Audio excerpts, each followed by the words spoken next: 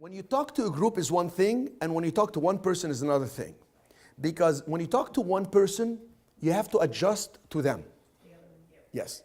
So, like I am, and I'm sure many of you are like me in this respect. I don't like somebody to tell me, okay, we got 20 slides we're gonna go through, and I'm sitting one-on-one with the person. First, I'm gonna say, just tell me how much and what I'm gonna get. How many people agree with me? Good. But if I'm sitting with a group of people, okay, pitch me. Let me go through the slide. Let me think on my own pace, like my brainwave is kind of in a different thing. And I just want to see the whole thing, how it flows. So when you're one-on-one, you also got to match the mood of the other person, right? You got to match the mood of the person you're talking to. But when you're in a group, you got to raise the group's energy to yours. Vitality generates vitality. But when I'm one-on-one, I'll give you a perfect example of what I'm talking about.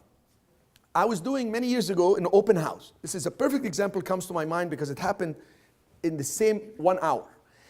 So I put this property for sale, and it just had a nice window right here with a nice yard, kitchen counter here, and I put open house. I wanted to do an open house for 3 hours to test the market before I list the home. I put some flyers, and I stood there, and I put a big sign, no money down, 40-year loan, and I put how much per month. This is Santa Clara, California, Silicon Valley. Very expensive homes, right? It's one of the highest income in the country. So putting no money down, 40-year loan, that I would carry the note and lower monthly payments created a bit of a frenzy. And the street, cars would be driving and you would hear them go, coming back, and they come in.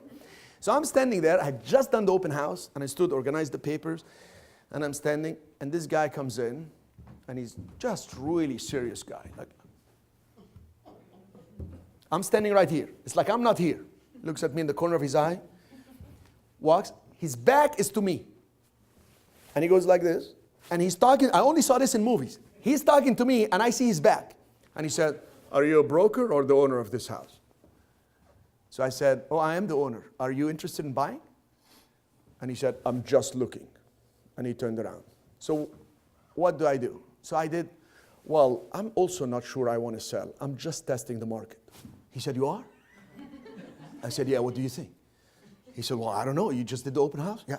He said, "I'm right down the street. Can you tell me what's going to happen?" I said, "I don't know. I'll let you know. Maybe stop by later on." "Okay, well, because I want to know what the prices are, because I've been here for many years, and I was just wondering how you're putting no money down and if you're going to sell it at that price." So I'll let you know. And he just walked in. "All right." And walked right out.